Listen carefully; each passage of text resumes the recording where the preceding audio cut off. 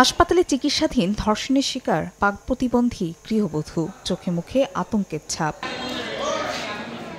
গত 14 মার্চ রাতে কুমিল্লায় শ্বশুরবাড়ি থেকে নোয়াখালী যাওয়ার জন্য সিএনজি চালিত অটোরিকশায় ওঠেন ওই গৃহবধূ। এই সময় স্বামী স্ত্রীর সম্পর্ক নিয়ে সন্দেহ প্রকাশ করে সিএনজি চালিত অটোরিকশার চালক। এক পর্যায়ে কৌশলে মগবাড়ি এলাকায় নিয়ে গিয়ে স্বামীকে গাড়ি থেকে ফেলে দেয় অভিযুক্ত মাসুদ ও মোহাম্মদ আলী। আর স্ত্রীকে অপহরণ করে নিয়ে যাওয়া হয় লাকসামের পাইকপাড়ায়। সেখানে তাকে ধর্ষণ করে তারা। এরপর বিলকিস আক্তার কল্পনা নামে এক নারীর ভাড়া বাসায় ভুক্তভোগীকে নিয়ে গিয়ে হৃদয় ও আলামিনের সহযোগিতায় আবারও ধর্ষণ করা হয়। চিৎকার শুনে আশপাশের মানুষ ছুটে গিয়ে ভুক্তভোগীকে উদ্ধার করে।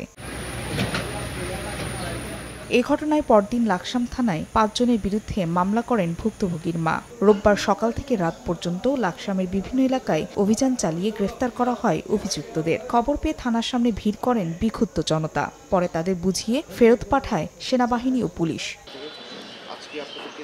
এদিকে বগুড়ায় 6 বছর বয়সী 2 শিশু ধর্ষণ মামলার আসামি নুরু ইসলামকে গ্রেফতারের পর আদালতে নেওয়া হয়। রোববার রাতে কাহালুর পাইকর গ্রাম থেকে তাকে গ্রেফতার করা হয়। 13 মার্চ বাড়ির সামনে খেলার সময় মুখরোচক খাবারের প্রলোভন দেখিয়ে ওই 2 শিশুকে নিজ বাড়িতে নিয়ে গিয়ে ধর্ষণ করে নুর ইসলাম। ফাহরিয়া ফারজানা, সময় সংবাদ।